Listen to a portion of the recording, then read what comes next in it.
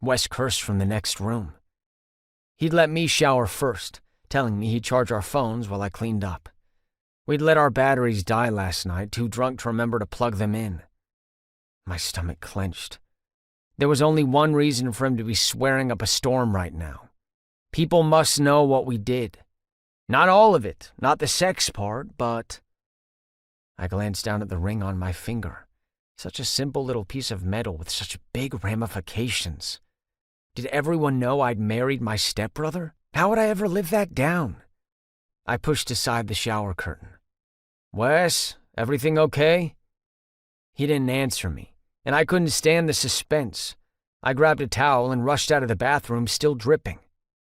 What's wrong? Does everyone know? I don't want you to panic, he said slowly, eyes still locked on his phone. That's not as reassuring as you think it is. Come on, just rip off the Band-Aid and tell me so I can deal with it. Wes finally looked up. For a moment his gaze caught on my body, making me aware of my nakedness in a way I hadn't been around him before. We lived in a small trailer, so it wasn't like we hadn't seen each other half naked before. I'd seen Wes walking around in nothing but form-fitting boxer briefs more times than I could count. The man hated clothes and shucked them the instant he was home. It had stopped feeling brotherly a while ago for me, but I'd never seen blatant appreciation in his gaze before. It was almost enough to distract me from the suspicion that the honeymoon was about to come to an end.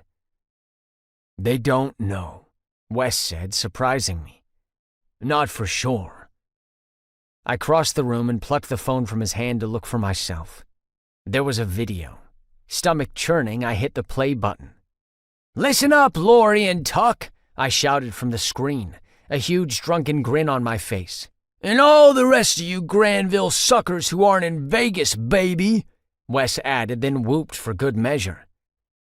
You said not to do anything you wouldn't do. The me on the screen panned the video to display a chapel in the background. Oh no, I muttered to myself as I watched.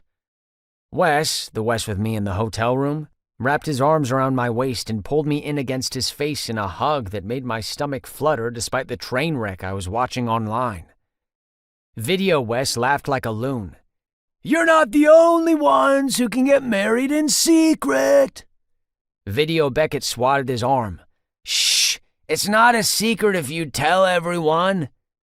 Oh, right. Wes gave an exaggerated wink.